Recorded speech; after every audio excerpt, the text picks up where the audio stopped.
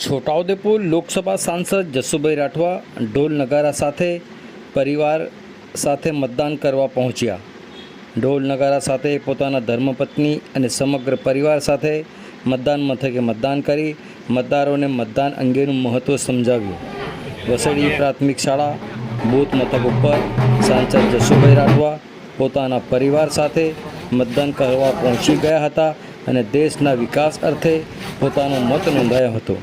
દેશના વિકાસ સાથે પોતાનો મત મૂલ્યવાન છે અને દેશ માટે લોકશાહીના પર્વમાં ભાગ લેવો એ દરેક નાગરિકની પ્રાથમિક ફરજ છે।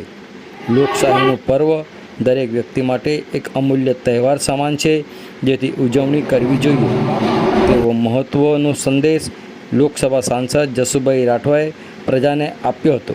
પોતાની આગવી શૈલી અને ઢોલ નગારા સાથે સાંસદે તેઓના પરિવારે મતદાન કરીને આ લોકશાહીના પર્વમાં ઉમંગભેર ભાગ લીધો હતો। આવો સાંભળીએ આ અંગે છોટાઉદેપુર લોકસભા સાંસદ જસુભાઈ રાઠવા શું કહી રહ્યા છે, સાંભળો તેઓના મુખે।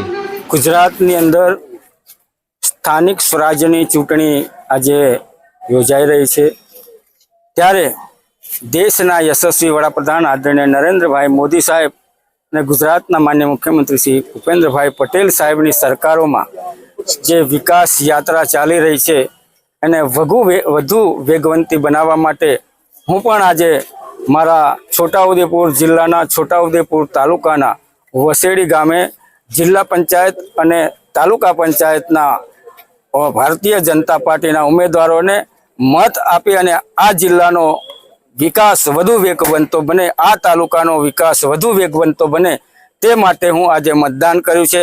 ત્યારે સમગ્ર ગુજરાતવાસીઓને, સમગ્ર રાજ્યવાસીઓને અપીલ પણ કરું છે કે આપ પણ આપણા આ ગુજરાતનો જે વિકાસ છે એને વધુ વેગવંતો બનાવવા અવશ્ય મતદાન કરો, ભારે મતદાન કરો અને જંગુ બહુમતીથી જીતાડો, એ જ અભ્યર્થના। છોટાઉદેપુર જિલ્લાની વાત કરીએ તો છોટાઉદેપુર જિલ્લાની જિલ્લા પંચાયત સ્પષ્ટ બહુમતી સાથે સત્તા હાંસલ કરશે ભારતીય જનતા પાર્ટી। 7 તાલુકા પંચાયતોમાં ભગવો લેવરાશે અને બોડેલી નગરપાલિકા પણ ભારતીય જનતા પાર્ટીના કબજામાં હશે।